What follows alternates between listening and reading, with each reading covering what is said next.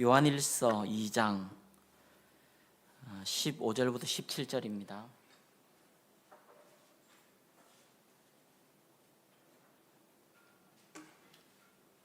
요한일서 2장 15절부터 17절.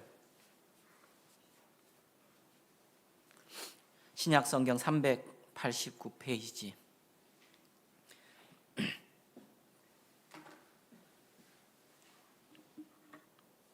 네, 제가 봉독해 드리겠습니다.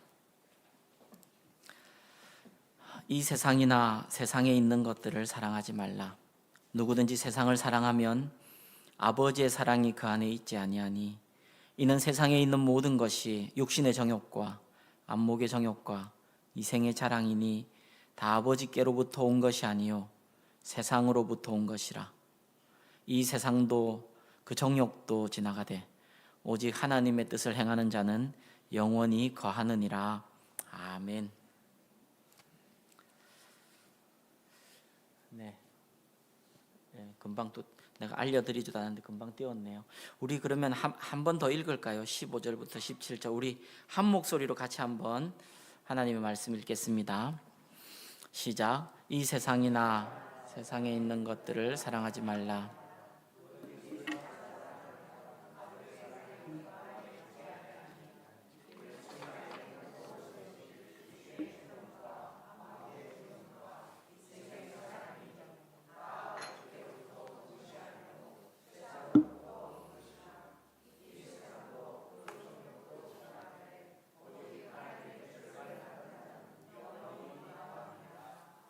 아멘.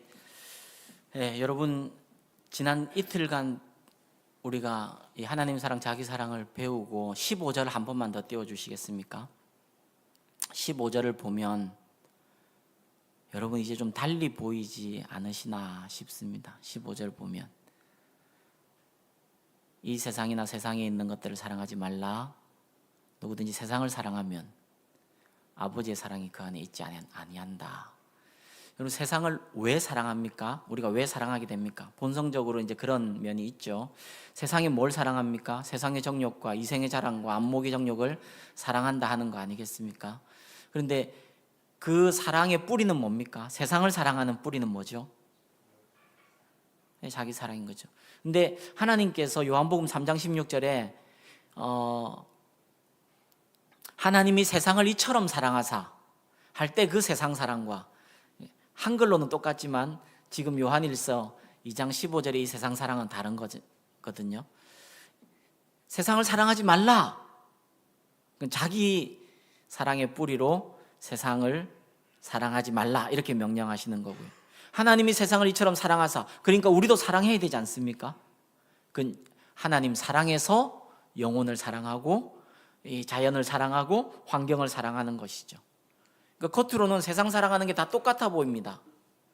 성공하려고 공부 열심히 하고, 성공하려고 사업 열심히 하고, 세상은 그렇게 하죠. 그래서 세상의 성공은 1000명 먹을 걸 내 한 사람이 먹는 걸 성공이라 그럽니다. 하나님 나라의 성공은 그렇지 않습니다. 하나님 나라의 성공은 하나님의 까리타스의 사랑에서 우리가 추구해내고 또 노력하는 성공은 돈 벌어서 남 주고 성공해서 남 주는, 1000명 먹을 걸 나 혼자 먹는 성공이 아니라 1000명을 먹이는 성공, 그게 하나님 나라의 성공이고, 그러니까 겉으로 비스무리해 보여도 뿌리가 다르면 완전히 다른 것이고, 이것이 우리의 삶이고 우리의 신앙, 동시에 신앙인 것이죠. 우리 지난 이틀간 배웠던 그 내용이 이제 그런 내용이다 한다면, 오늘은 자기 사랑의 일반적인 열매와 자기 사랑의 파괴력에 대해서 좀 생각해보고, 이게 내 삶에, 내 영혼에 얼마나 자리 잡고 있는가 하는 것을 발견하면 회개도 더 풍성하게 열리게 됩니다. 그래서 오늘은 그 부분에 대해서 좀 살펴보려 하는데, 먼저 지난 시간에 잠깐 설명을 간단히 드리고 말았던 자기 사랑과 구원의 서정에 대해서, 구원의 서정이란 건 뭐냐면 이제 구원받은 신자가 가는 길, 이제 이런 뜻입니다. 여러분, 비신자들에게는 사랑의 축은 하나뿐이죠. 예. 그 유격적인 자기 사랑, 그 하나뿐입니다. 그런데 그 유격적인 자기 사랑에서 그려가는 그 원들, 말과 행동과 생각들, 이 동심원이 좁을수록 추하다 그랬잖아요. 그리고 이 동심원이 넓어질수록 어떻다 했습니까? 덜 추하다 했습니다. 예, 그걸 잘 기억하시는. 그러니까 조나단 에드워드는 너무너무 균형 있게 잘 그린 것이에요. 여러분 보십시오. 덜 추하다는 개념을 이렇게 기억하시면 하나님 사랑 축이 생기지. 자연인들은 자기 사랑의 축밖에 없습니다. 근데 예수 그리스도를 영접하면 예수 그리스도가 거듭나고 예수 그리스도의 생명이 우리 안에 오게 될 때 하나님, 순전한 하나님의 사랑의 축이 하나 더 생깁니다. 그러니까 사랑의 축이 두 개가 있는 것입니다. 이것을 거듭난다, 구원받는다, 칭의를 받는다 이렇게 얘기하는 것이고, 그리고 자기 사랑의 뿌리에서 축에서 이렇게 돌렸던 내 삶의 방식, 이 쇳가루들이 하나님 사랑, 순전한 하나님의 사랑의 동심원을 중심으로 돌기 시작하는 것, 이 쇳가루가 이쪽으로 옮겨가는 것, 이걸 sanctification, 성화다 이렇게 얘기하는 것입니다. 근데 거듭나기 전 비신자들은 사랑의 축이 하나뿐인데, 그래서 조나단 에드워드는 뭐라 그랬습니까? 여기 안에서 이렇게 원을 돌리고 이 원이 커질수록 세컨더리 뷰티, 2차적인 아름다움인데, 그게 커질 때 세상 사람들은 그걸 선이라 부릅니다. 가족 사랑, 나라 사랑, 평화 사랑, 인류 사랑, 선이라 그럽니다. 근데 조나단 에드워드는 그걸 2차적 선이라고 그러고. 그러니까 이 생각이 굉장히 균형이 있는 생각이죠. 아무리 착하고 인격적으로 훌륭한 분이라도 윤리적인 죄를 거의 짓지 않는 사람이라 하더라도 우리는 그가 천국 갈 수 있다 합니까? 못 간다 합니까? 못 간다 해요. 너무 가혹한 거 아닙니까? 그분들은 우리보다 훨씬 훌륭한 분인데, 그래서 우리가 자칫 빠지기 쉬운 오류는 뭐냐면, 아무리 선해도 예수님 영접 안 하면 천국 못 간다 이렇게 얘기하기 때문에 그는 사단의 자식이다 이렇게 1차적으로 정의해버리면 안 되는 거예요. 무슨 뜻인지 이해되시죠? 그가 거듭나지 않았지만, 그러나 2차적인 선을 우리보다 훨씬 많이 가지고 있다면 그는 우리의 존중을 받아야 되는 사람들이에요. 그리고 예수 그리스도를 동시에 영접해야 되는 사람인 거예요. 우리 기독교가 너무 이렇게 이 진리에 대한 이해 수준이 낮을 때 너무 천박한 거예요. 그래서 저는 왜 그런 얘기 했던 거 기억나세요? 우리 성도님들은 스님 보고 중이라 부르지 말아라. 땡땡이 중이라 부르지 말아라. 그렇게 하면 안 되는 거예요. 그건 단순히 그냥 뭐 종교적으로 다 이렇게 화합하고 타협하자 이런 뜻이 아니고, 그분들이 가지는 2차적인 선이 있잖아요. 우리가 못 가지는. 그러니까 인격적으로 존중해야 되는 거예요. 여러분, 우리 기독교는 진리대로 하면요 굉장히 단호하고 당당하지만 동시에 굉장히 예의 바르고 에티켓이 있습니다. 그런데 이 진리에 대한 이해가 부족할 때 기독교가 무례하게 되기가 쉬워요. 또 내가 진리를 갖고 있다고 하고 다른 사람은 진리를 모른다 할 때 우리가 그렇게 무례하게 될 위험이 있다는 것을 우리가 조심해야 합니다. 이미 한 20년 전 얘기 같아요. 인터넷이 조금씩 이렇게 활발해지고 그럴 때 한국 사회를 발칵 뒤집어 놨던 사진 하나가 있었습니다. 분당에 가면 서현역이라는 역이 있는데, 그 서현역에 지하철을 나오면은 광장이 있습니다. 거기 광장에서 시주를 하고 계시는 스님이 계셨어요. 그 넓은 곳에. 그런데 어느 사진이 하나 딱 찍혔냐면, 예수천당 불신지옥 빨간 띠 한 사람이 그 스님 이마박에 손 얹고 기도하는 장면이 사진이 찍혔고 그 인터넷에 이렇게 오픈이 됐어요. 무례한 기독교라는 그게 이렇게 불에 기름을 끼얹듯이 사찰에 가서 절 돌면서 찬양하고요. 선교 땅 밟기 하러 왔다 그러고. 물론 반대로 요즘 우리 크리스찬들은 혹은 우리 교회 성도님들은 너무 교양이 있어가지고 좀 야성을 잃은 것 같아요. 요즘 한국 교회 성도님들은 오히려 야성을 잃은 이 두 극단이 있는데, 어쨌든 여러분 아무리 착하고 인격적으로 흠이 없는 분들이라 하더라도 그는 예수님이 필요한 사람이에요. 왜요? 자기가 아무리 해도 유격적인 자기 사랑 안에서밖에 돌릴 수 없기 때문에. 그러니까 우리가 그분들을 향한 영혼에 대한 긍휼히 여기는 마음이 있어야 되는 거예요. 그리고 이 자기 사랑의 허리가 꺾이고 순전한 하나님의 사랑의 축이 생기는 것을 거듭남이라 그런다. 그러니까 우리가 선하기 때문에 우리가 하나님의 자녀가 된 것이 아니라 단순히 예수 그리스도의 공로 그거 하나 때문에 우리가 하나님의 자녀가 됐다는 것을 잊지 않을 때 겸손한 동시에 당당할 수 있게 되는 것입니다. 여러분, 우리의 사랑들이, 저와 여러분의 각각이 가지고 있는 그 사랑들이 하나님의 사랑의 축에서 돌려지고 동기도, 과정도, 목표도 그렇게 되어지는 것이 성화이고, 그런 풍성한 삶을 우리가 소망하며 살아야 하겠습니다. 오늘은 일반적인 면에서, 그러니까 일반적인 사람들, 우리 그리스도인을 포함한 일반적인 사람들 안에 열매 맺는 자기 사랑의 뿌리에서 출발하는 열매들 좀 살펴보도록 하겠습니다. 여러분, 자기 사랑에 독이 주는 해악들을 우리가 계속 기억을 해야 돼요.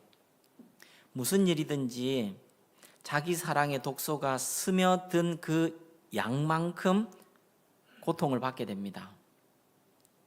이것이 하나님의 일반적인 섭리입니다. 우리의 삶 가운데도 그리스도인이 있지만 우리 안에도 자기 사랑의 그 뿌리에서 나온 삶의 태도가 우리 안에 강하고 많게 작용할수록 우리의 삶에는 고통이 따를 것입니다. 왜냐하면 자기 사랑이 뭐라 그랬습니까? 모든 죄의 뿌리입니다. 그러면 그 뿌리를 가지고 있으면 열매를 맺게 되겠죠. 어떤 열매를 맺습니까? 사망의 열매를 맺는 것입니다. 죄의 싹이 사망이기 때문에 그렇습니다.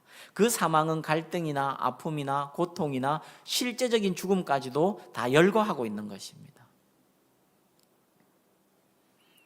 가족 중에 혹은 교회에 자기 생각만 하고 자기만 우선이고 이 나라에 자기 중심적인, 그게 극단적인 사람이 있을 때 그 가족과 교회와 나라가 당하는 고통을 생각해 보면 어렵지 않습니다. 알코올 중독자 아버지가 계시다고 산정해 봅시다. 제가 평신도 때, 그러니까 대학원생 때 제 아끼는 제자 중에 이 자매가 있었어요. 너무너무 이쁘고 하는 행동도 말도 생각도 너무너무 이쁘고 제가 아끼는 제자가 있었습니다. 정선이, 정은이에요. 지금도 이렇게 눈에 선합니다. 지금 이미 뭐 한 40이 훌쩍 넘었겠네요. 근데 제가 많이 아끼는데 저희 교회는 본당이 지하였던 교회입니다. 제가 서울에서 다녔던 교회는. 근데 지하라고 해서 좁진 않고 거기 한 300명 들어갈 수 있는 그런 교회였습니다. 새를 들어 사는 교회인데, 그러니까 평일에는 거기가 항상 어두워요. 어두컴컴하게 빛이 안 들어오니까. 그리고 이제 음악 틀어놓고 같이 뭐 개인적으로 기도하러 오고, 청년들하고 같이 지내고 하니까 뭐 금요일이도 토요일이도 제가 교회 나와 있을 때 꽤 많았거든요. 근데 그리고 어느 날 본당을 들어갔는데 저쪽 뒤에, 제일 뒤쪽에 누가 울고 있는 거예요. 근데 둘이에요, 둘. 누군가 봤더니 정선이하고 정은이에요. 고등학교 1학년, 중학교 3학년 그랬나? 그 왜 우냐, 정선아, 정원아, 왜 우냐? 그리고 가서 같이 봤는데 컴컴한데도 눈에 얼굴에 시퍼런 멍이 들어있는 게 보이더라고요. 아버지가 알코올 중독자예요. 술만 먹으면 애를 때려요. 그 그늘 없이 자란 것 같이 보이는 그 귀한 애들을 그래서 저는 그때 좀 꼭지가 돌았어요. 내 이거 경찰서 쳐넣어야 되겠다 이런 생각이 들 정도로 그 술만 먹으면 그렇게 패는 거예요. 그냥 같이 울어주고 같이 손잡고 기도해주고. 근데 그 큰애가 정선이가 선교사님 사모님이 됐어요. 나중에 연락을 받았죠. 여러분, 한 사람이 자기 사랑에 똘똘 뭉쳐 있으면 그 공동체는 고통을 받게 됩니다. 그러니까 자유는 어떻게 임하게 되는 것이죠? 우리가 이 꾸비디다스에서 돌리는 이 파편들을 까리타스에서 돌리도록 계속 하나님의 은혜를 구해야 되는 거예요.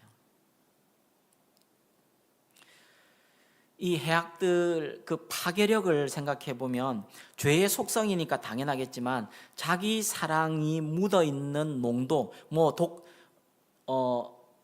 이 음료에 담겨 있는 독이라고 생각하셔도 되고, 어쨌든 여러분이 생각할 수 있는 그 생각을 하세요. 그러니까 독이 많이 들어 있으면 조금 먹어도 죽는 거잖아요, 그죠?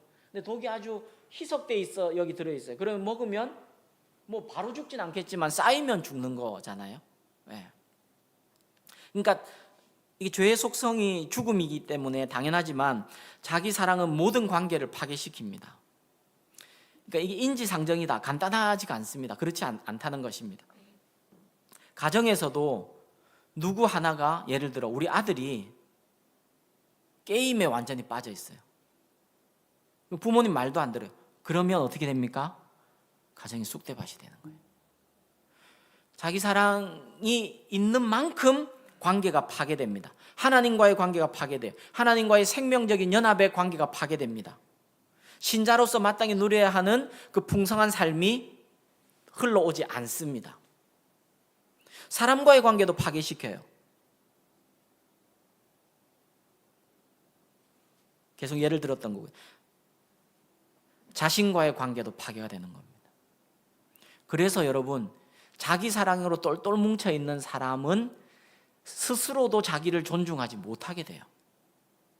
왜냐하면 그렇게 역사하게 되어 있습니다, 죄는. 여러분 한번 생각해 보십시다. 우리 일반 세상에서도 쾌락이 극단적으로 가는 것은 사회적으로 제재를 합니다. 그죠? 쾌락이 극단적으로 가는 것은 사회적으로 제재를 해요. 중독이 극단적으로 가는 것은 사회 제재를 합니다. 마약이든 뭐든 제재를 하죠. 혹은 도박이나 이런 것도 사회 제재를 합니다. 생각해 보면 왜 그럴까요? 왜 그럴까요?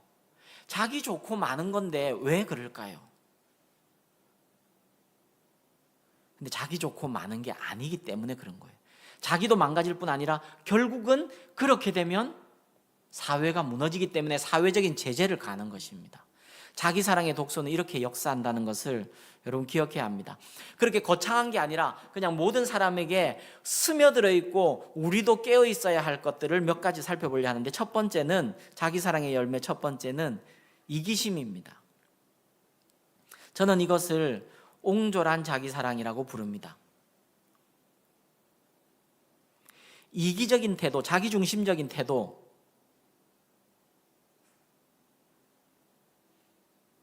이게 그렇게 나쁜가? 여러분, 왜 사람은 이기적이 됩니까? 물론 본성적으로 그런데 그 이기적인 어떤 삶의 좀 양태가 더 많아지는 것은 왜 그렇습니까? 그냥 내 중심으로 생각하고 내 중심으로 행동하고 내 본성에 맞으니까 편하기 때문에 그렇습니다. 근데 이 이기적인 태도를 계속 가지게 되면 말씀드렸던 대로 내 영혼을 공고하게 만들고 가족과 이웃의 관계가 파괴됩니다. 이기적인 태도를 은혜로 죽이고, 그리고 하나님이 주신 그 경건과 하나님이 주신 말씀으로 우리가 그 다스리지 않으면은 이기적인 태도는 반드시 이런 열매들을 맺게 됩니다. 이런 거요. 약속을 지키지 않습니다. 그냥 삶의 그냥 열매들을 그냥 가볍게 얘기하는 겁니다. 그리고 이기적인 태도를 가진 사람들이 자주 빠지는 정서적인 것은 자기 연민에 빠지는 것입니다. 자기 중심적이기 때문에. 그리고 어떤 일을 하고 어떤 일을 하지 않고의 결정은 다 기준이 뭐냐, 판단의 기준은 뭐냐 하면 내가 좋은가 싫은가, 혹은 내가 편한가 귀찮은가. 여러분, 우리도 많이 영향을 받고 있는 부분이죠. 예. 그래서 성경은 뭐라고 가르칩니까? 좋은가 싫은가, 유익한가 불리한가로 우리가 결정하지 않고 어떻게 결정한다고요? 의로운가 옳은가로 결정하도록 하나님 우리를 초청하시는 거죠. 왜요? 우리를 자유케 하시려고.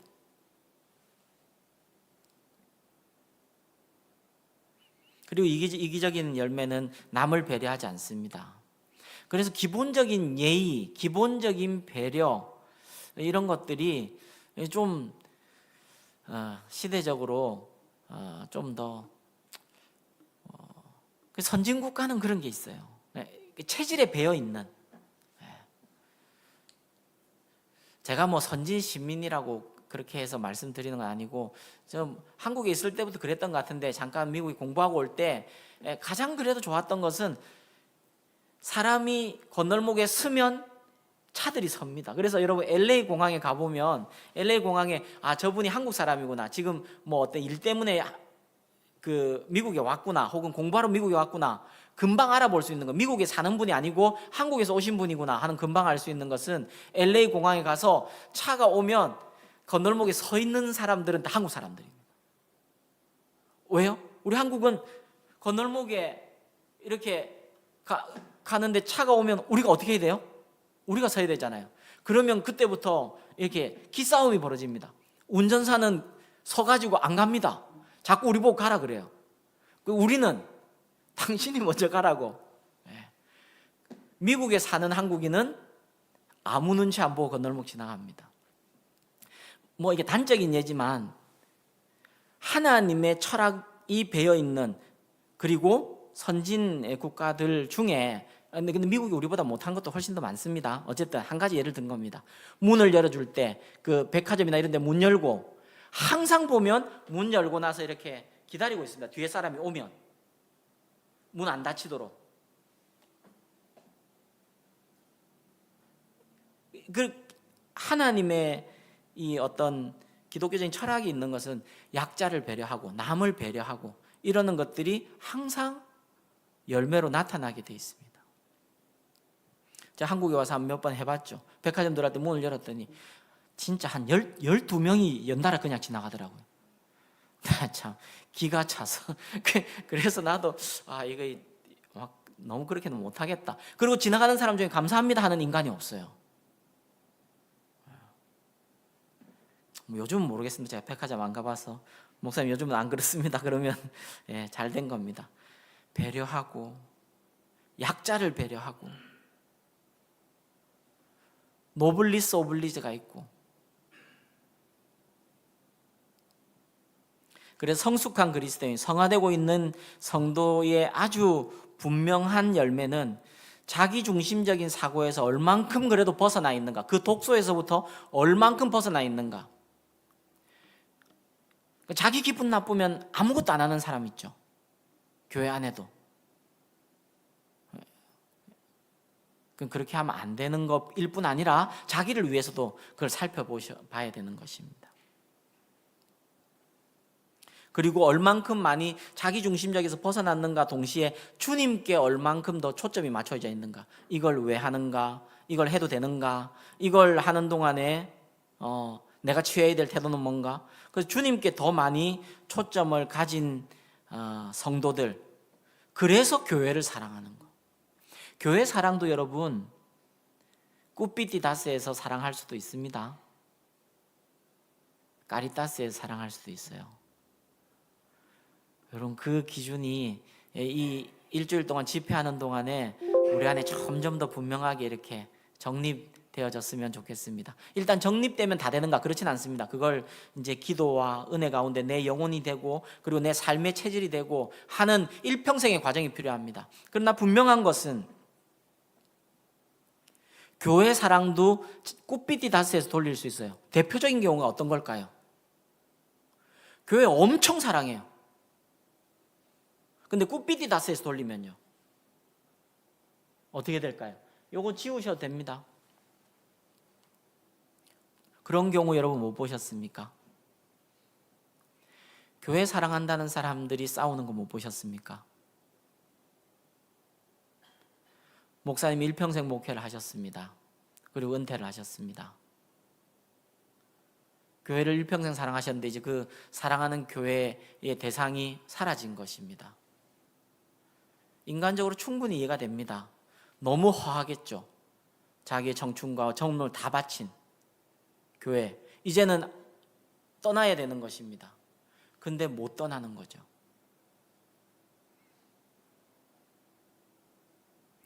그래서 유기성 목사님이 그런 말씀 많이 하십니다.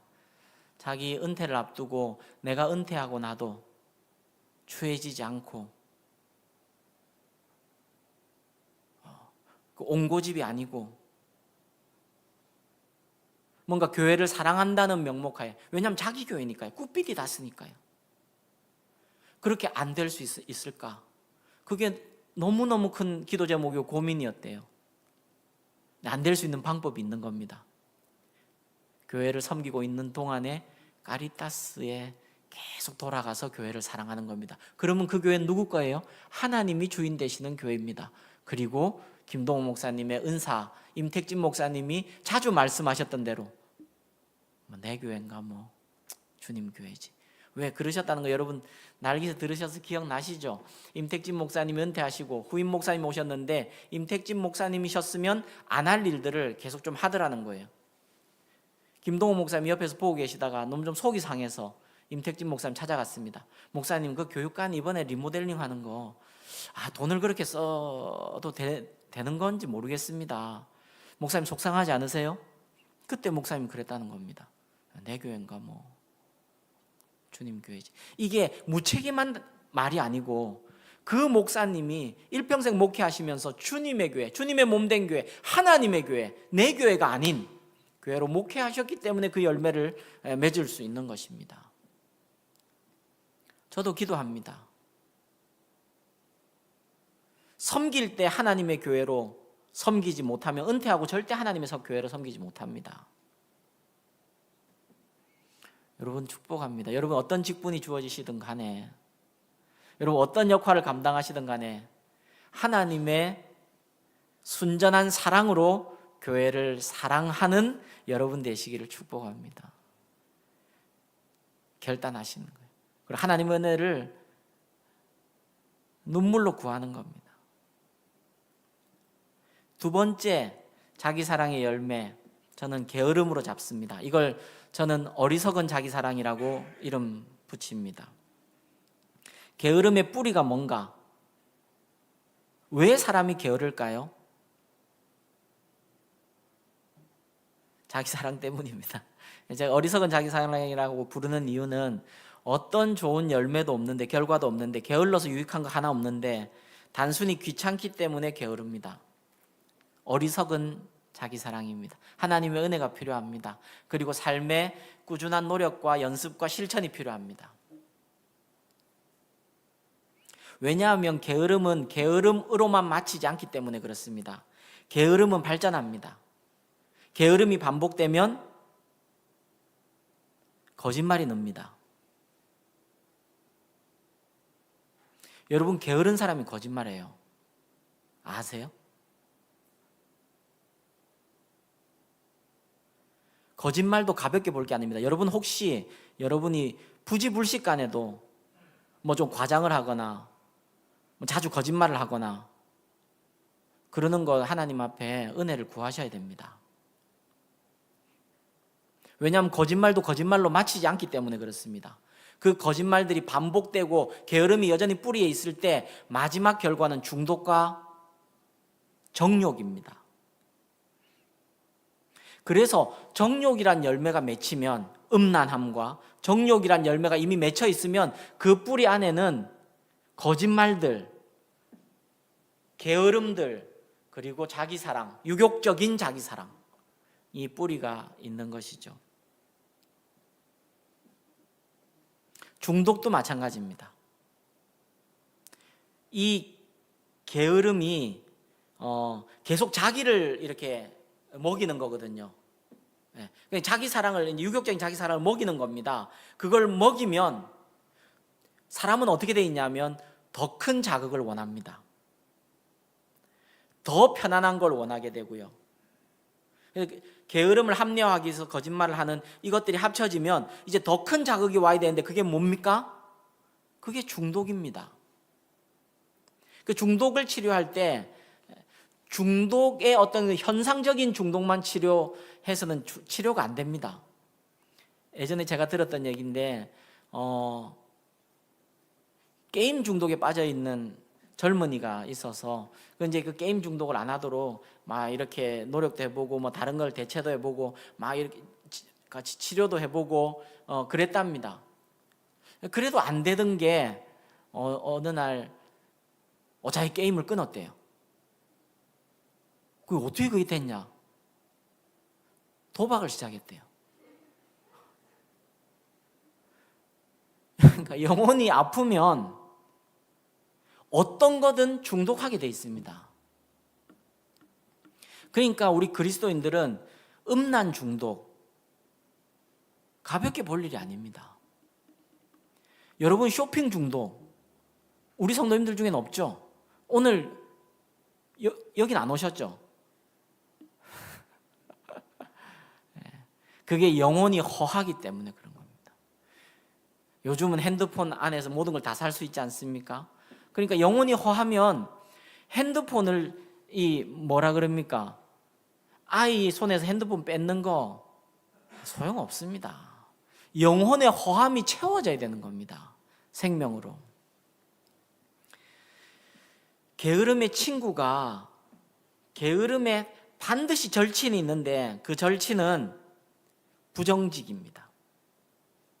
자기 합리화입니다. 핑계입니다. 자기 합리화도요, 가까운 사람 말고는 모를 때가 많습니다.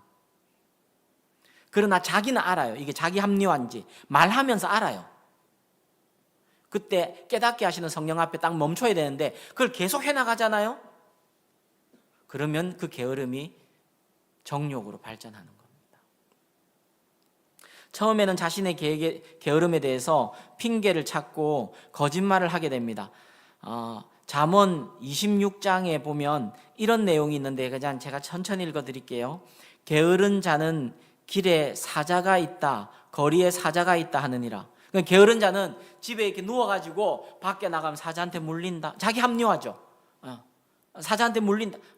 여기 있어야 된다. 그래서 게으른 자를 잠언이 너무 놀랍게 표현해요. 문짝이 돌적이를 따라 이 중심을 따라 도는 것 같이 게으른 자는 침상에서 뒹군다 이렇게 얘기하는 거예요.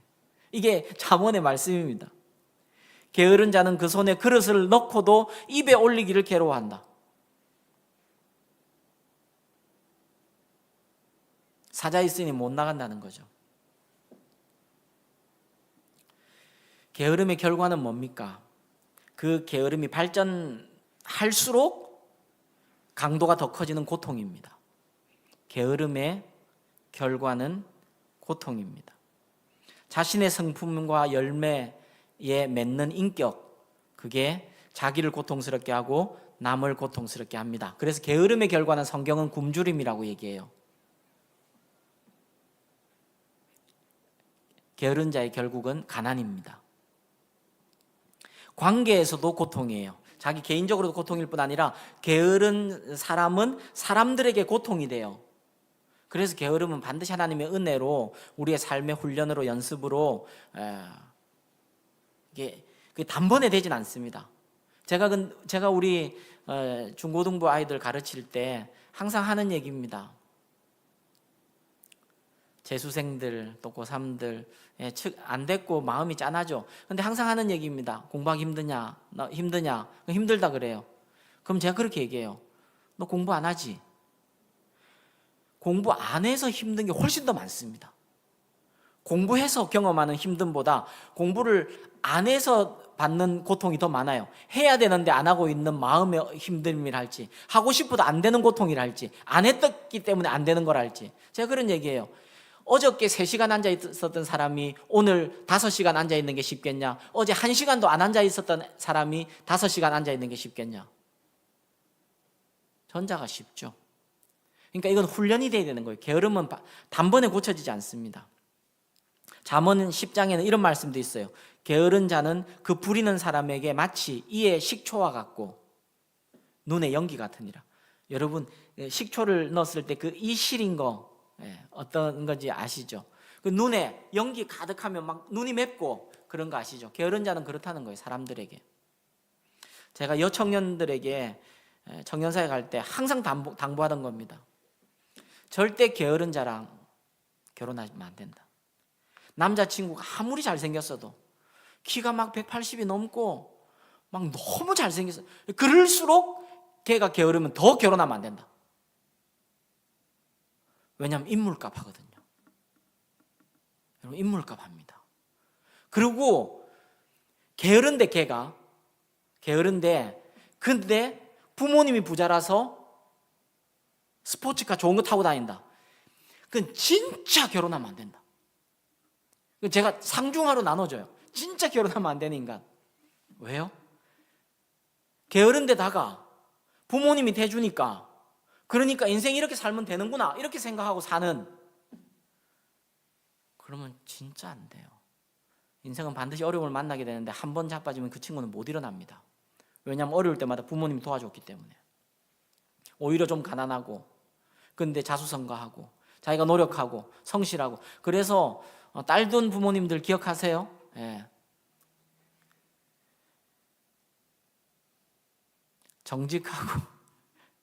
정직하고 성실한 남자 만나면, 신앙 있고 정직하고 성실한 남자 만나면 감사해 하시기 바랍니다. 인물 그거 누가 그랬다더라? 엄마 결혼식 예식장에서 한 30분만 딱 눈 감아라. 그럼 일평생. 그러니까 그 자기가 데려온 남자친구가 인물이 너무 안 좋았나 봐요. 그래서 엄마가 고민이 될 정도 인물이 안 좋았나 봐요. 나중에 딸이 그러더랍니다. 엄마 예식장 들어갈 때 30분만 눈 감아라. 이 사람이 진국이니까. 게으른 게 가벼운 게 아닙니다. 세 번째 자기 사랑의 열매는 저는 자기 자랑으로 삼습니다. 자기 자랑. 저는 이건 유치한 자기 사랑이라고 이름 짓는데요. 여러분, 자기 자랑 모든 사람에게 다 있습니다. 저도 있습니다. 인정받고자 하는 마음들, 그런 것들 다 있죠. 그건 본성입니다. 괜찮은 것입니다. 그러나 이 자기 자랑, 그래서 인정받고자 하는 욕구, 이런 것들이 나의 인격이 되거나 나의 성품이 되면 세상으로부터도 추해지고 특별히 하나님에게 쓰임 받지 못합니다. 그래서 간단한 게 아니에요. 지금 오늘 제가 설교를 이렇게 준비는 하고 설교를 지금 하고 있는 이 시간에는 이기심도 별로 해당이 안 되는 것 같고, 여러분 지금 제가 보기에는 게으름도 우리 지금 나와 계신 성도님들에게 별로 해당 안 해요. 자기 자랑도 별로 해당 안 되는 것 같은데 설교를 마쳐야 되나 이런 생각이 좀 드는데, 그래도 100% 순전한 사람은 없으니까요. 여러분, 오히려 마음이 깨끗할수록 어떤 오물이 튀면 더 명민하게 반응합니다. 때가 많으면 짬뽕 국물 하는 게 더 튀어도 뭐 그게 그거지 이렇게 하는데, 여러분 자기 자랑, 내가 보기엔 지금 여러분 자기 자랑 별로 안 하시는 분들이 지금 앉아 있거든요. 아닌가요? 근데 모르지. 하나님이 아시죠? 여러분 안에 아시는 그 말씀으로 들으십시오. 자기 자랑도 이걸 가볍게 볼 게 아닙니다. 성경은요, 이건 참 찾아볼게요. 사도행전 12장 23절 한번 찾아보시죠. 자기 자랑 가볍게 여기면 안 됩니다. 정말로 가볍게 여기면 안 됩니다. 사도행전 12장 23절입니다. 예, 우리 찾아주셨네요. 자막 보겠습니다. 같이 읽겠습니다. 시작.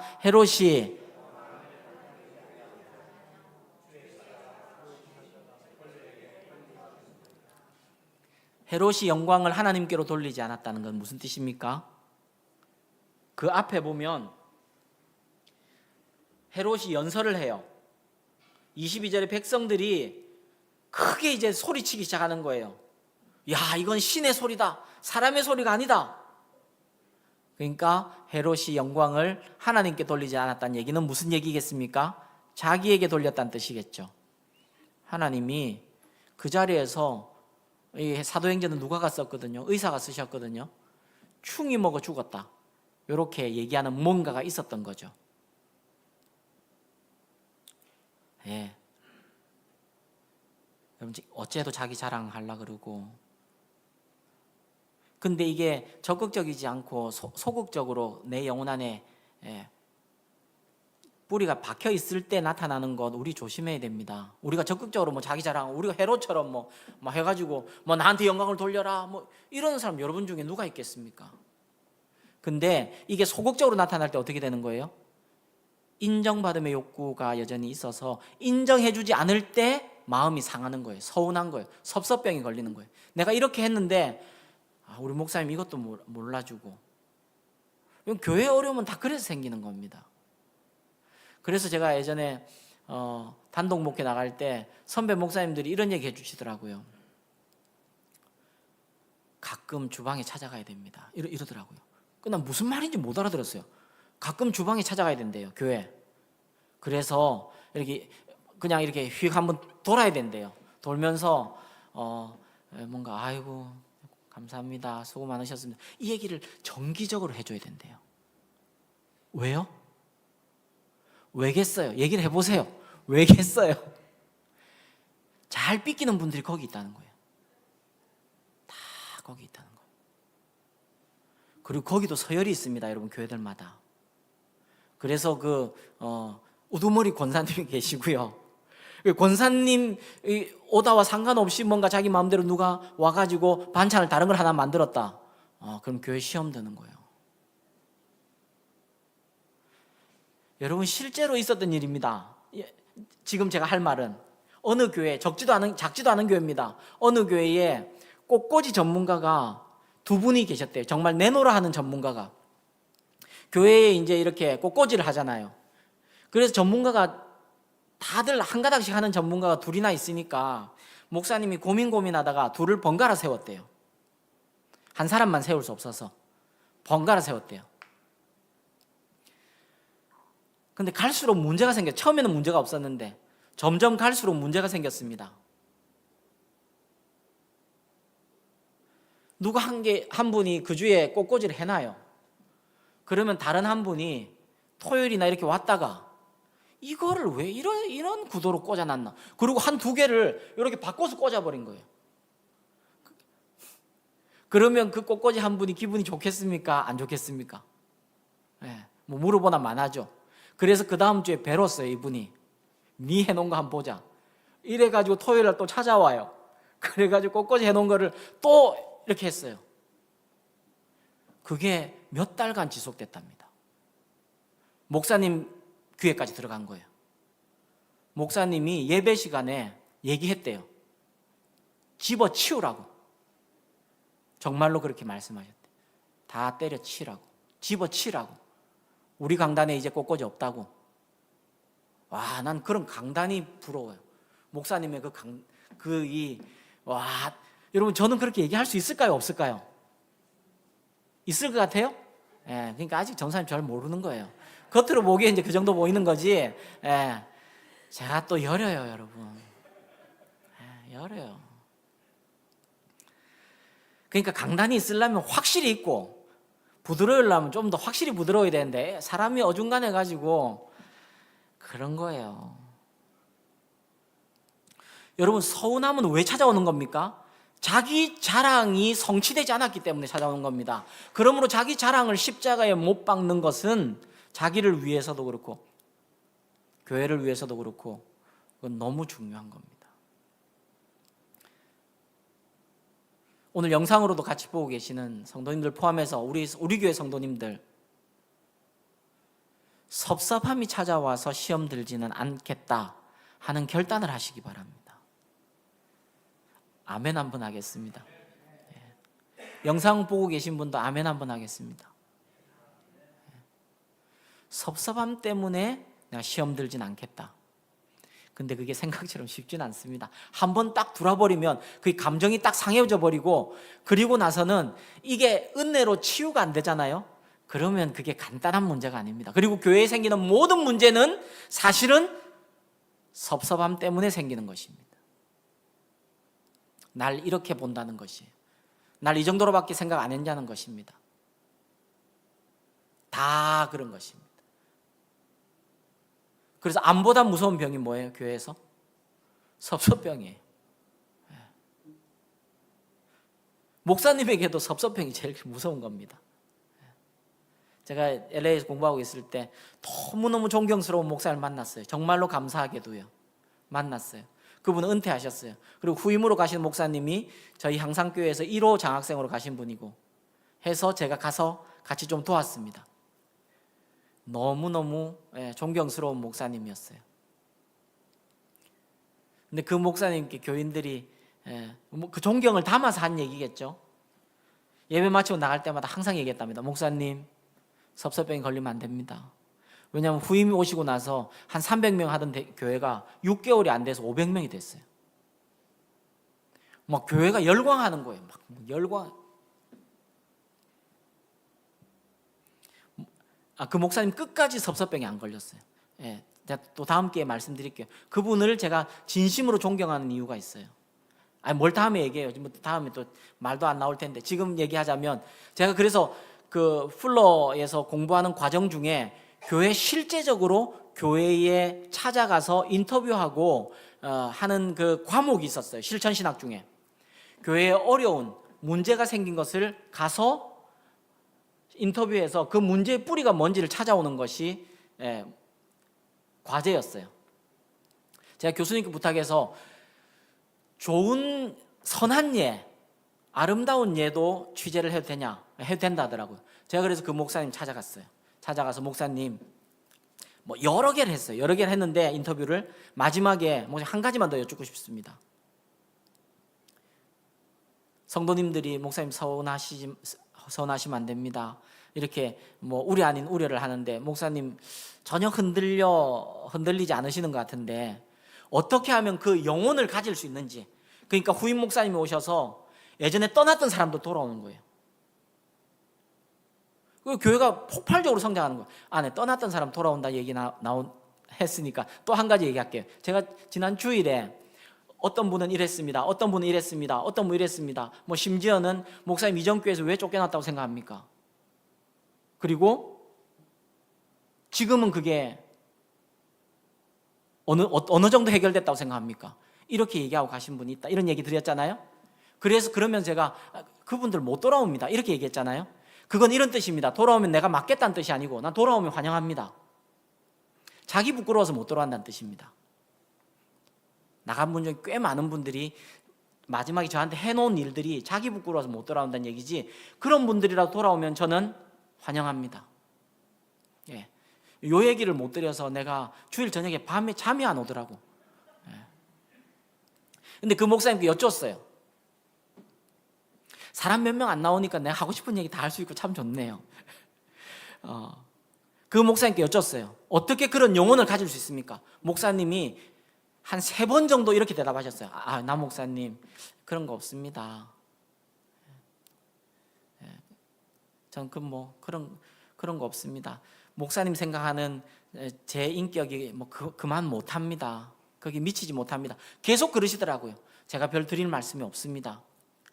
근데 나중에 말씀드렸죠. 우리 후배 목사님들, 제가 가서 이제 발표를 해야 되는데 그냥 후배 목사님들 위해서, 목사님 자랑이 아니라 후배 목사님들을 위해서 한 말씀, 그래도 목사님의 기도와 목사님 소원을 얘기해 주십시오. 그랬을 때 목사님 이러시더라고요. 목사님, 목사는 그리스도의 종입니다. 종은 주인이 기쁘면 기쁜 겁니다. 전 지금도 말하는데 소름이 살짝 돋는데, 그때 소름이 돋더라고요. 목사가 그리스도의 종이지. 그래, 맞다. 그리스도의 종이지.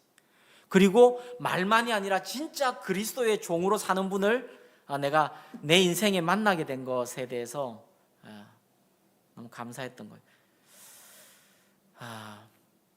제가 지금 자기 자랑 얘기하다가 이제 여기까지 왔는데요. 사람은 인정욕구에 인정욕구는 본성입니다. 그러나 인정욕구에 목말라 있는 교인이 있으면 주위 사람들을 불안하게 하고 그 가정과 교회를 병들게 합니다. 자기 자랑의 원인이 뭔가? 첫 번째는 인정욕구입니다. 두 번째는 참된 사랑의 결핍입니다. 그래서 참된 사랑을 많이 못 받은 사람이 유사 사랑이라도 자꾸 받으려고 그러는 거예요. 실제로 통계도 나와 있는데요. 가정에서 아버지의 사랑을 건강하게 못 받은 사람들 중에 혹은 폭력에 아버지의 사랑을 받기는커녕 폭력에 시달리고 학대를 경험한 사람들 중에 이 말 표현하기가 좀 그런데 몸 파는 여인이 될 확률이 보통 가정의 가정보다 십수배가 높다는 그런 연구들이 있었습니다. 왜요? 어릴 때 받아야 되는 그 사랑을 충분히 못 받은 겁니다. 그러니 그런 분들은 빨리 결혼할 가능성이 커요. 왜냐하면 어떤 사람이 한 사람 나타나면 바로 그냥 이 사람인가 보다, 내가 사랑을 더 좀 안정되게 받고 살고 싶다 해서 결혼을 빨리 하는데 그 결혼이 잘 안 될 가능성이 크고요. 혹은 그런 여인 중에 어릴 때 이렇게 건강한 충분한 사랑을 못 받았던 사람들 중에 혹시 큰 상처를 받거나 혹은 성적인 어떤 이 추행을 하거나 폭행을 당하면 그 사람들은 그 길로 그렇게 가는 경우가 많다는 것입니다.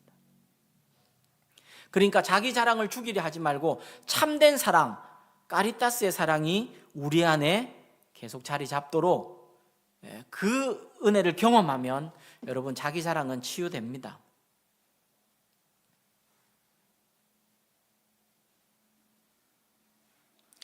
예레미야 9장 23절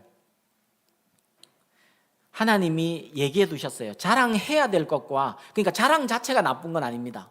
자랑해야 될 것과 자랑하지 말아야 될 것이 있다고 하나님 말씀하셨어요. 23절에는 자랑하지 말 것에 대해서 하나님 명령하셨습니다. 같이 읽겠습니다. 시작. 여호와께서 이와 같이 말씀하시되 지혜로운 자는 자랑하지 말라. 용사는, 부자는, 이건 자랑하지 말아야 되는 거예요. 여러분 중에 지혜 있는 분들은 지혜를 자랑하지 않기로 결단하십시다. 용사가 있습니까? 힘이 있습니까? 용맹을 자랑하지 않는 것이 하나님 뜻입니다. 우리 안에 부요함이 있으면 부자는 그 부함을 자랑하지 않습니다. 그러면 뭘 자랑해야 되는가? 24절입니다.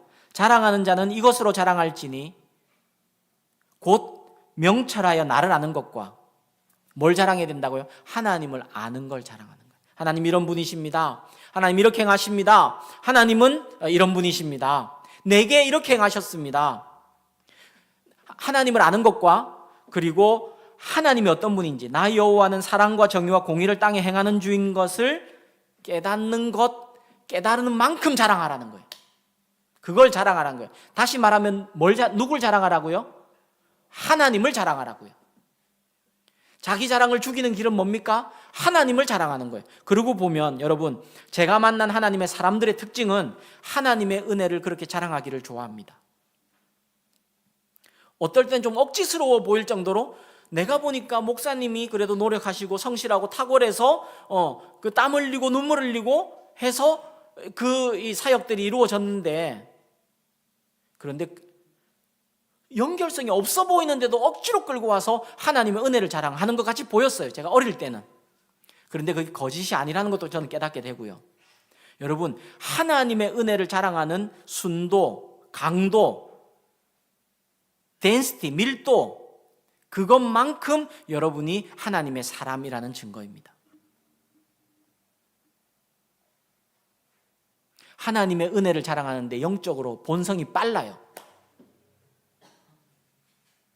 전 기도합니다. 하나님, 어떤 일이든 하나님의 은혜가 발견되는 영적인 안테나가 서게 해주시고, 그리고 그 하나님의 은혜를 단순히 입으로만이 아니라 정말 내 존재 자체로 하나님의 은혜를 감사하고 자랑하는 사람이 되게 해 주옵소서. 반대로요, 자기 자랑에 빠진 사람들의 특징은요, 자기 사랑에 빠진 사람들의 특징은 자기 자랑이 빠릅니다. 목말라 있습니다. 기회만 있으면 얘기합니다.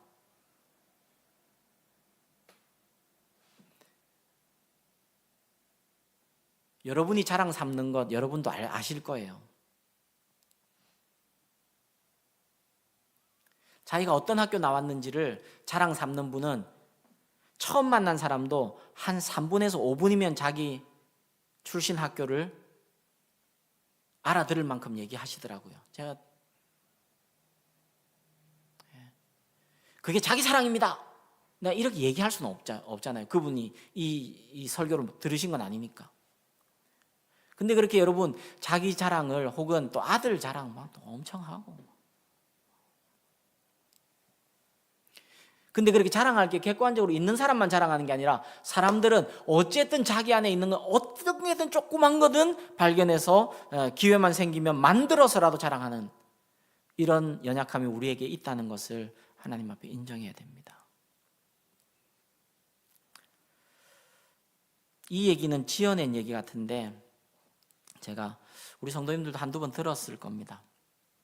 어느 교회에 새가족부 담당하시는 그 안수 집사님이 계셨어요. 새가족 봉사하고 뭐 장이었는지 그건 모르겠고 어쨌든 새가족부를 섬기시는 안수 집사님이 계셨어요. 그분이 새가족 중에 테니스를 좋아하는 분이 새가족이 오신 거예요. 그래서 새가족 섬기기 위해서 같이 테니스를 쳤습니다. 테니스를 치고 와서 그 주에 목장 모임에서 막 얘기하는 거예요. 와, 이번에 온 새가족 진짜 테니스 잘 치더라. 와, 자기는 선수 안 했다 그러는데 거짓말 같아. 진짜 분명히 선수했을 거야. 서브는 미사일이야. 막 소리가 나, 소리가. 그리고 이 스트로크는 얼마나 이게 네트에 탁탁 붙어서 강하게 오는지 내가 치는데 손이 팅팅 튕겨 나갈 정도로 그렇게 잘 치더라고. 발은 얼마나 빠른지 푸트워크를 이 코트를 다 누비고 다니 다 커버를 하더라고. 선수 안 했다는데 거짓말 같아. 선수했던 것 같아. 간신히 이겼잖아.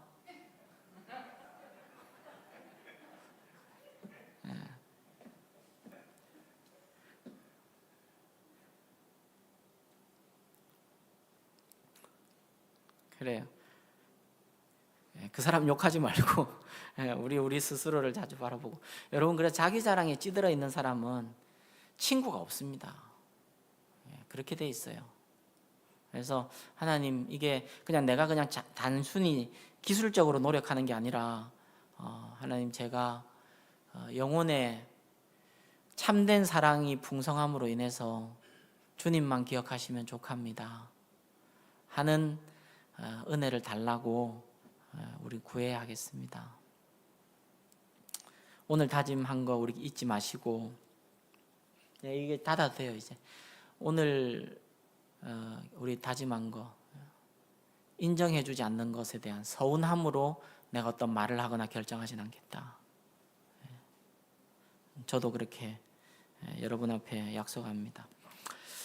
마지막으로 부패한 자기 사랑의 최종적인 싸움은 자존심입니다. 이게 자기 사랑의 최종적인 걸림돌이더라고요. 그러니까 결국 여러분, 우리가 하나님의 은혜로 다루어져야 될, 허리가 꺾여야 될 것은 자존심입니다. 앞에 뭐 게으름 얘기하고 자기 자랑 얘기하고 뭐 이기심 얘기한 건 결국 종합 선물 세트처럼 있는 것은 자존심입니다. 그래서 여러분, 자존심 상해서 뭐 못하겠다, 그것도 그렇게 안 되도록 우리가 하나님의 은혜를 구해야 합니다. 자아가 건강한 사람이랑 자존심이 센 사람이랑 다릅니다. 자아가 건강한 사람은 오히려 부드러워요. 자존심 센 사람은 너무너무 딱딱합니다. 경직돼 있고요.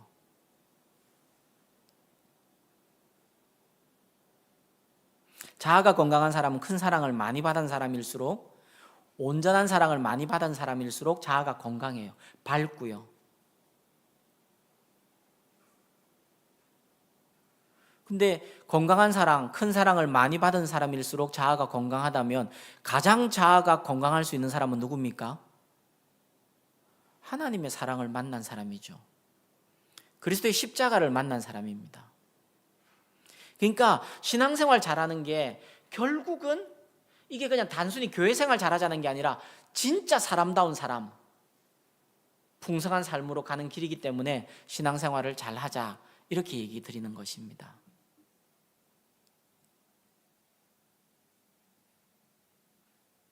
자존심이 센 사람은 열등감도 센 것입니다.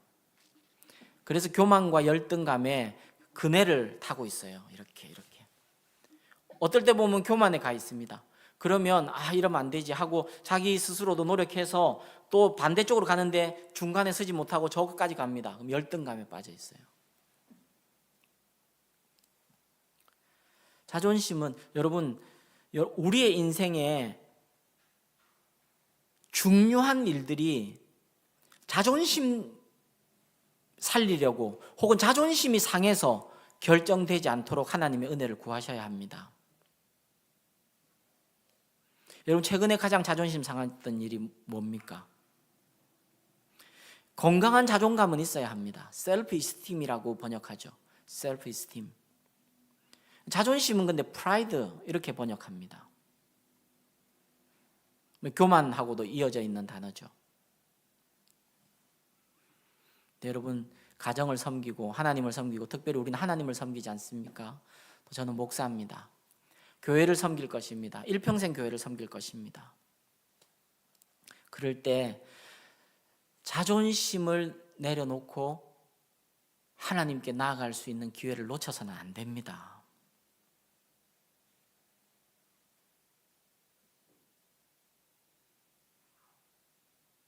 그 은혜가 있으면 좋겠습니다. 저와 여러분. 어느 원로 목사님 한 분이 제 유기성 목사님 책에서 읽은 건데 어느 원로 목사님 한 분이 은퇴하신 다음에 이렇게 말씀하셨답니다. 자기 평생에 목회하면서 자신의 집 팔아서 바친 교인도 보았고 자기 땅 팔아서 바친 교인도 보았지만 자기 성질 뽑아 바친 교인은 한 사람도 못 보았다. 이러고 주위에서 같이 웃었다는 것입니다. 우픈 이야기입니다. 요즘 세대 얘기로 우픈 얘기입니다. 웃기지만 좀 슬픈 얘기입니다. 내 성질 뽑아 바쳐서 하나님을 섬기지 못한다면 그 복음이 무슨 복음입니까?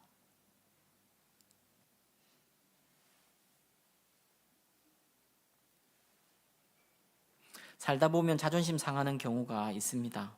인간이기 때문에 자연스러운 것입니다. 자존심 상하는 일을 만나는 것 자체에서 자존심 상하지 말라 이렇게 말씀드리는 거 아닙니다.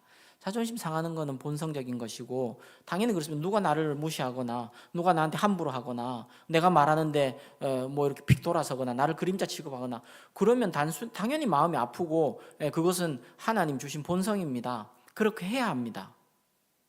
그러나 문제는 뭐냐면 얼마나 빨리 은혜로 돌이키는가, 다시 하나님 앞에 나아가는가, 영적인 명민함이 있는가, 그리고 주의 명령 앞에 서는가, 이게 중요한 것입니다. 영적인 악순환은 뭡니까? 아픈 자와 열등감을 가지고 있습니다. 그러면 자존심 상하는 일이 많아집니다. 그렇게 되면 그게 언젠가는 우리의 말과 행동으로 표정으로 드러나게 됩니다. 그러면 살짝 갚아줍니다.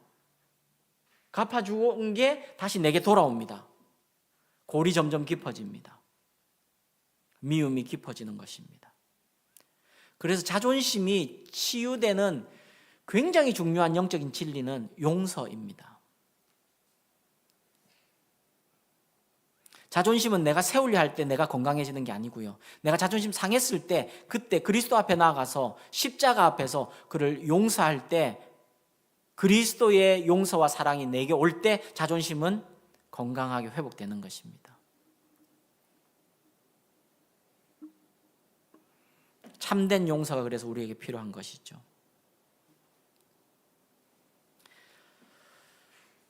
부패한 자기 사랑의 인격에 맺히는 열매에 대해서 제가 설명을 드렸습니다. 이 부패한 자기 사랑이 어저께 같이 나누면서 하나님이 막 우리 가운데 말씀으로 역사하시는 게 저는 좀 느껴졌는데, 건강한 자기 사랑, 그러니까 카리타스의 하나님의 눈빛을 보는 사랑, 나를 향한 하나님의 사랑을 보는 그 사랑으로 돌아가도록 하나님이 치유하시는 방법이 있습니다. 가장 큰 것은 십자가 사랑을 만나게 하는 것입니다. 그러면 자기 사랑에 매몰되지 않아도 되고 그렇게 내 인생을 허비하지 않아도 됩니다. 십자가 복음 듣게 하시고 경험케 하십니다. 십자가 복음은 부패한 자인 나의 옛자를 십자가에서 같이 못 박고 죽고 예수의 부활로 예수 생명으로 살게 하는 것, 그것이 십자가 사랑입니다. 그래서 제가 축도할 때마다 매주일 마지막에 마칠 때 나는 죽고 예수로 사는 복음을 의지하여 하나님과 동행하는 삶을 힘쓰시라, 이렇게 축복하는 것입니다. 그리고 이걸 복음이라 그럽니다. 우리는 자기 사랑에 빠져서 일평생 종로로 타는 삶을 살지 않아도 됩니다. 그리스도의 사랑으로 날마다 나아가는 것입니다. 옥하는 목사님이 그렇게 설교하셨던 걸 제가 들은 일이 있습니다. 하루에 2분, 3분만이라도 매일 십자가로 돌아가서 십자가 묵상하고 2분을 지내고 하루를 살아라. 하루에 2분이라도 여러분 그렇게 하시기를 축복합니다. 부패한 자기 사랑을 건강한 자기 사랑으로 바꾸는 하나님의 두 번째 방법은 고난을 허락하시는 것입니다. 이것은 하나님의 지혜이고 하나님의 섭리입니다. 고난을 통과할 때 부패한 자기 사랑에 독이 빠집니다. 그리고 고난을 허비하지 말아야 합니다. 여러분 개인도 우리 교회도. 그래서 고난의 때가 하나님의 축복의 때인 것입니다.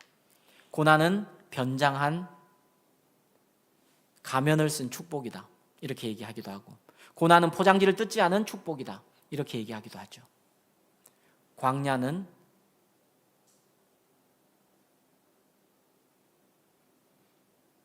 말씀을 만날 수 있는 축복이다. 광야란 단어와 말씀이란 단어가 어근이 같다 그러죠. 광야가 미드 바르고 말씀이 다 바르거든요. 미드 바르는 그 앞에 미자는 전치사 역할을 합니다. with 이런 뜻입니다. 광야는 뭐예요? 말씀과 함께하는 곳이란 뜻이고, 다바르가 말씀입니다. 고난을 허락하시면서 하나님께서 하나님의 자녀로 우리를 더 순결하게 하시는 하나님의 지혜와 섭리입니다. 부패한 자기 사랑이 건강한 자기 사랑으로 바뀌는 하나님의 방법 세 번째는 자유케 하는 진리입니다. 이 오늘 선포된 진리를 여러분이 말씀 앞에 서게 될 때 부패한 자기 사랑을 발견하고 씻어내게 하시는 진리로 자유케 하는 것입니다. 그러니까 우리가 말씀을 배워야 하고, 말씀 앞 묵상해야 되고, 말씀을 들어야 하고, 말씀 앞에 머물러야 하고, 순종해야 하는 것입니다. 부패한 자기 사랑을 건강한 자기 사랑으로 치유하시는 삶에서의 훈련도 있습니다. 그게 경건 생활입니다. 섬기는 삶입니다. 여러분, 섬기는 삶이 왜 중요하냐면 내 본성에 안 맞는 것입니다. 몸을 움직여야 합니다.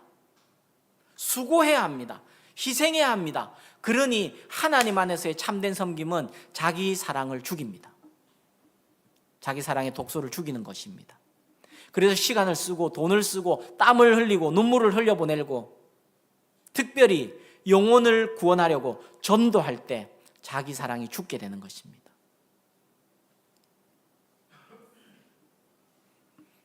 오늘 말씀은 여기까지 하겠습니다. 우리 잠깐 기도하겠습니다.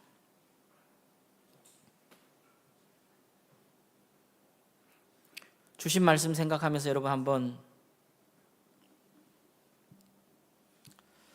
말씀 한번 정리해 보시죠. 그래 기도하고 마치려 합니다. 이기심 얘기 드렸고, 게으름 얘기 드렸고, 자기 자랑 말씀드렸고, 자존심 말씀드렸습니다. 이 안에서 우리 중에 자유로운 분이 누가 있겠습니까? 그러니 우리는 하나님의 은혜가 필요한 사람들입니다. 십자가 은혜가 필요하고 영혼을 정결케 하시는 십자가의 보혈의 능력이 필요하고 그리고 하나님의 그 따스하게 안아주시는 하나님의 품이 필요한 사람들 우리입니다. 여러분 자기에게 철저히 절망할 때 하나님 심령이 가난한 사람이 되는 것입니다. 그래야 심령이 가난해져야 천국이 저희 것이 되는 것입니다. 하나님 앞에 여러분의 목소리로 이 시간에 그냥 한 3, 4분 제가 기도하는 분위기 만들지 않겠습니다. 기타 반주도 하지 않겠습니다. 기타 한다 해도 여러분 기도 방해만 할 뿐입니다. 그냥 여러분의 목소리가 여러분의 귀에 들릴 정도로 아파하십시오. 두려워하십시오. 이 모습 가지고 하나님 앞에 내가 계속 설 수 없다고 절망하십시오. 그리고 주의 은혜를 구하십시오. 하나님의 은혜 주실 것입니다. 같이 기도합시다.